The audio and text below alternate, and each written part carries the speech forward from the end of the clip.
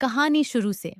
श्री प्रेमानंद महाराज जी का जन्म साल 1969 में उत्तर प्रदेश के कानपुर जिले के सरसोल ब्लॉक में हुआ था। हालांकि जन्म की तारीख को लेकर कुछ संशय बरकरार है। उनका असली नाम अनिरुद्ध कुमार पांडे था। एक साधारण ब्राह्मण परिवार में जन्मे अनिरुद्ध के पिता श्री शंभुनाथ पांडे धार्मिक प्रवृत्ति के थे।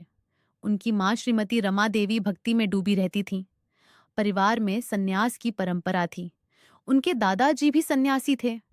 शायद यही वजह थी कि अनिरुद्ध के मन में बचपन से ही भगवान के प्रति गहरी आस्था जागने लगी।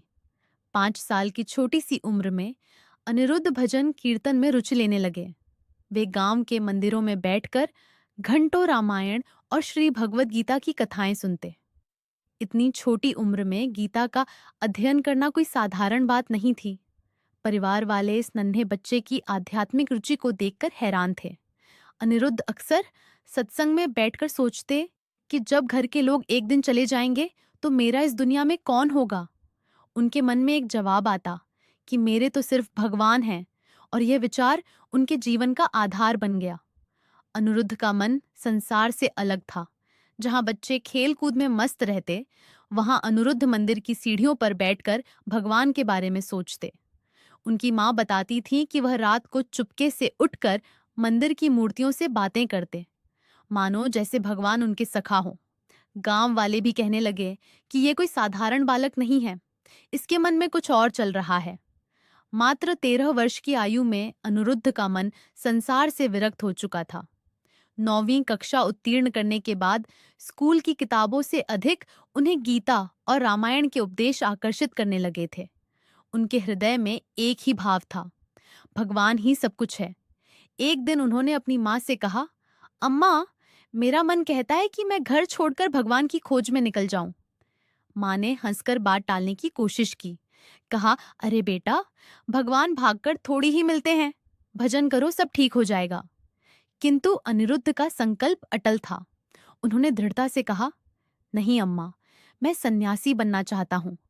माँ को लगा कि यह सत्संग का क्षणिक प्रभाव है जो शीघ्र ही मिट जाएगा, पर अनिरुद्ध के मन में तो प्रभु प्राप्ति की अग्नि प्रज्वलित हो चुकी थी। एक रात जब गांव गहरी निद्रा में था, तड़के 3 बजे उनके हृदय में ऐसी व्याकुलता जगी कि अब बस भगवान के ही चरणों में जाना है। बिना किसी को बताए, बिना धन या योजना के वह घर से निकल पड़े। उनके मन में सिर्फ एक ज्वाला थी, प्रभु को पाने की, और यहीं से उनकी सन्यासी यात्रा शुरू हुई, जो त्याग, दृढ़ता और भक्ति की अनुपम गाथा बन गई। अनिरुद्ध की पहली तपोस्थली बनी काशी, यानी वाराणसी।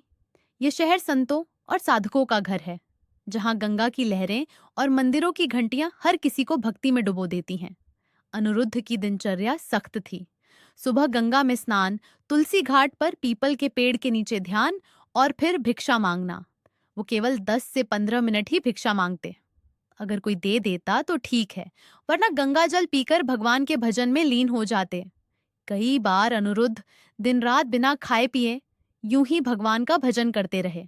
अगर कोई रोटी खाता दिखता तो वह मन ही मन सोचते, ये कितना भाग्यशाली है, किसे रोटी मिल रही है। इन कठिनाइयों में भी उनके मन में कोई शिकायत नहीं थी। वह कहते कि जब भगवान मेरे साथ हैं तो भूख प्यास क्या मायने रखती है। उनका एकांतवासी स्वभाव उन्हें भीड़ से दूर रखता। घंटों ध्यान में बैठे रहते और उनके चेहरे पर एक अजीब सी शांति रहती।